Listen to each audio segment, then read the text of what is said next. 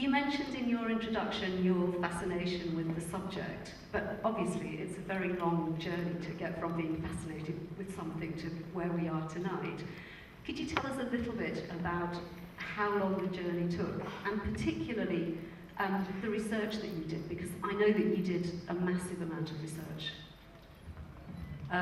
Well, I would say it took about 3 years to get to the point where I felt like I was in a position to be able to write the script.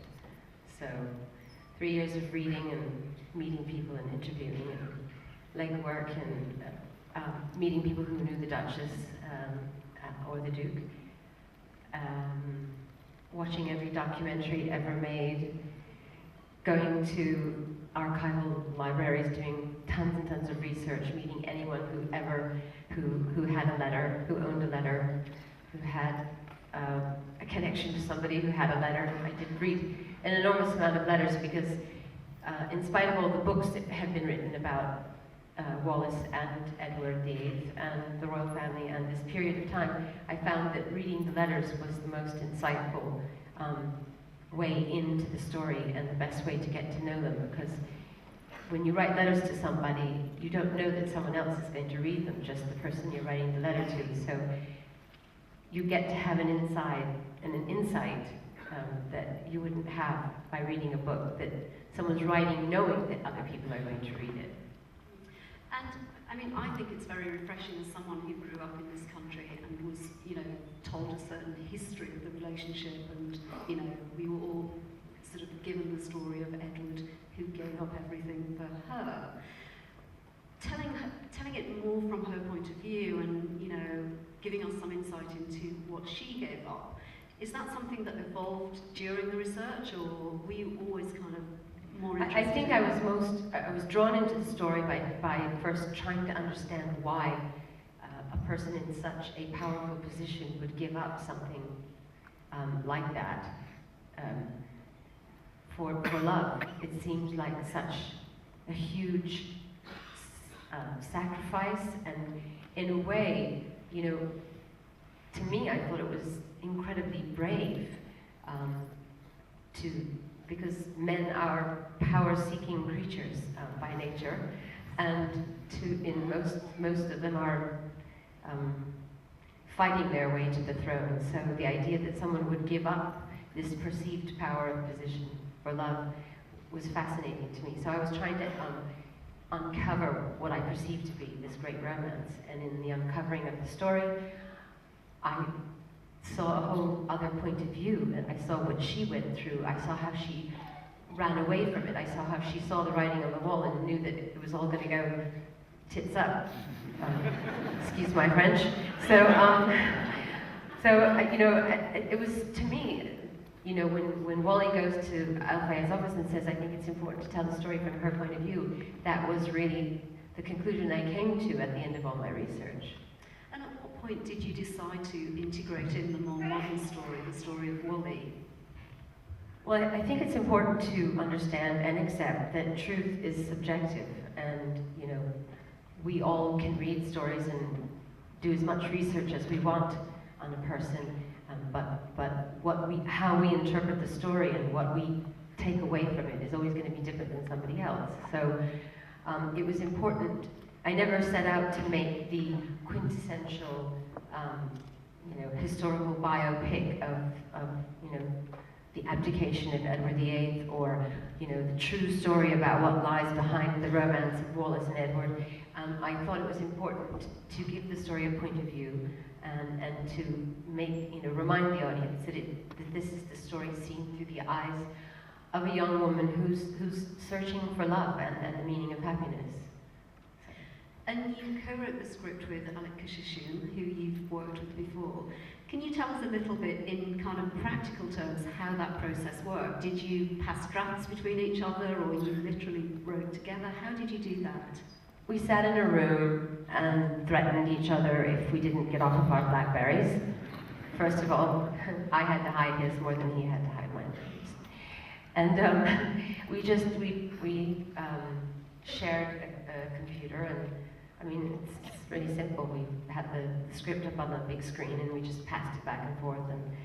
and we just kind of riffed off of each other, and we spent weeks together writing, and then we'd go away and we'd read the drafts, and then we'd change scenes and email them to each other, and then we'd spend time together again writing, and it just went on like that for about a year and a half.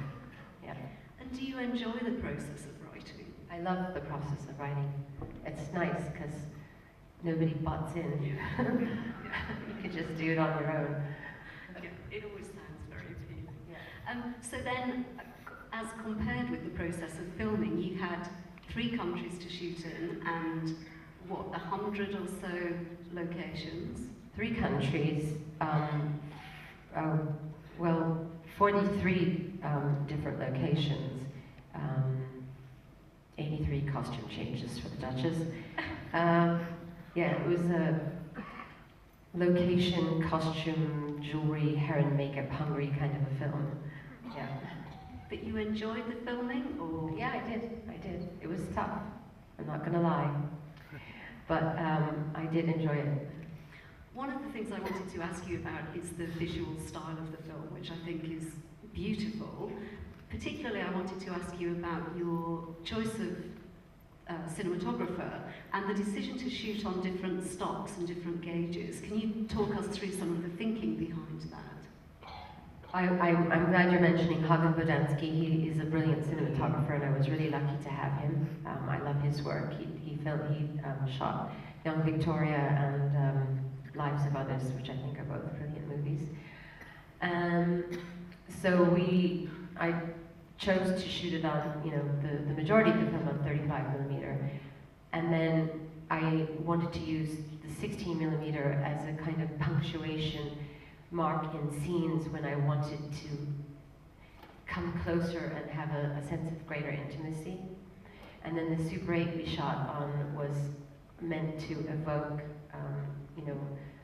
when you see a Super 8 film, you always think it's nostalgic, and you think to yourself, well, that's a home movie.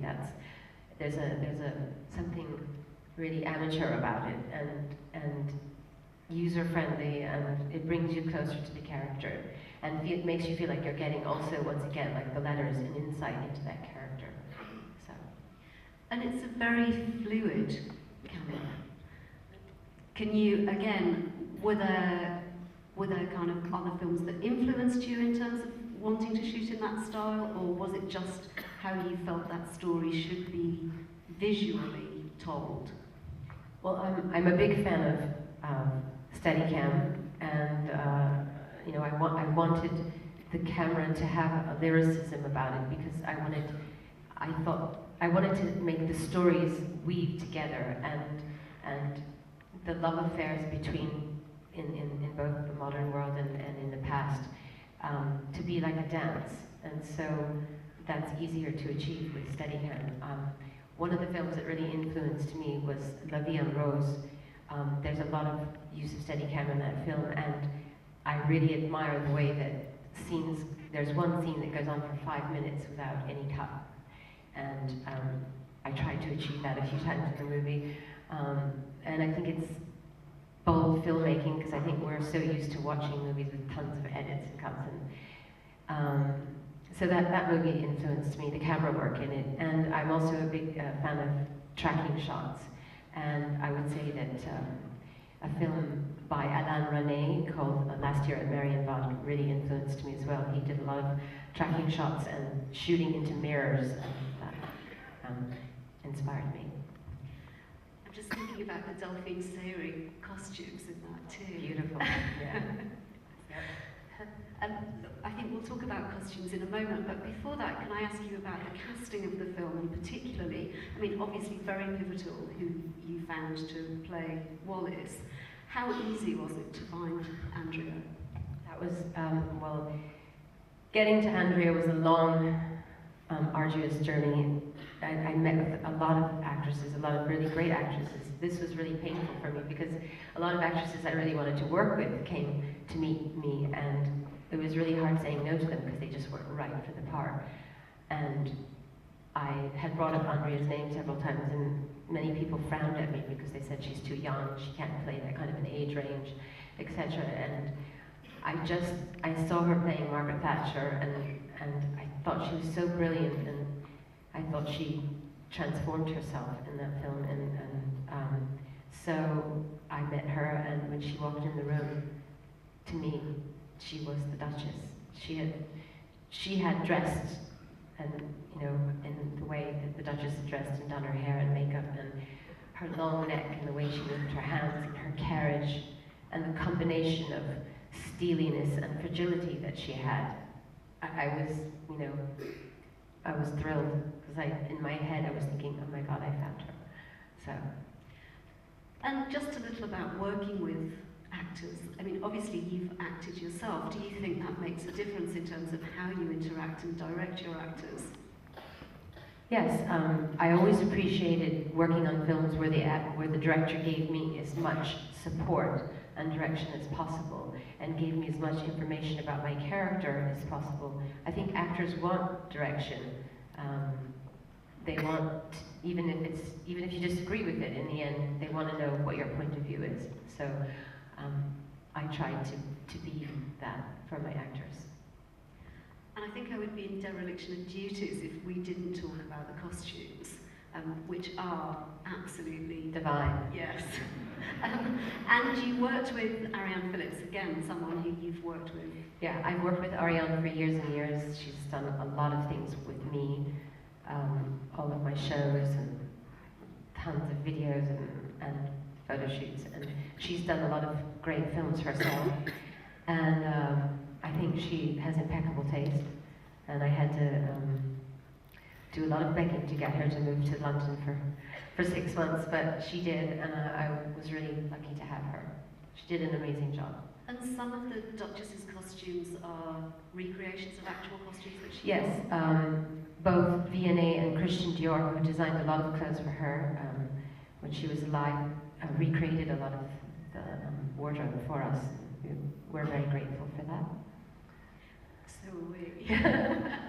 And then the last thing I wanted to ask you was, and I guess it will touch on some of the things that you've talked about already, really what you hope that people will take away from the film.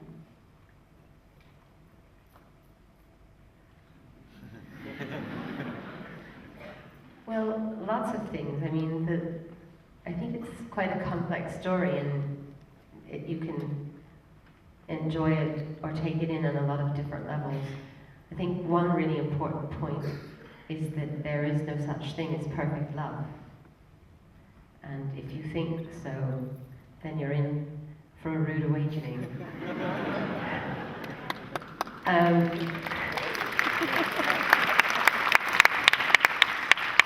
And that real love requires compromise. And the other thing is the other message or idea that I hope people come away with is that nothing is what it seems. That you could read a story or hear about somebody or know about someone or something, and you know, there's always many sides to the story. So it pays to investigate and do your research, and before you come to a conclusion about somebody or something, make sure you've gathered as much evidence as possible. That sounds like a great note to finish on. Congratulations on the film, and thank you so much.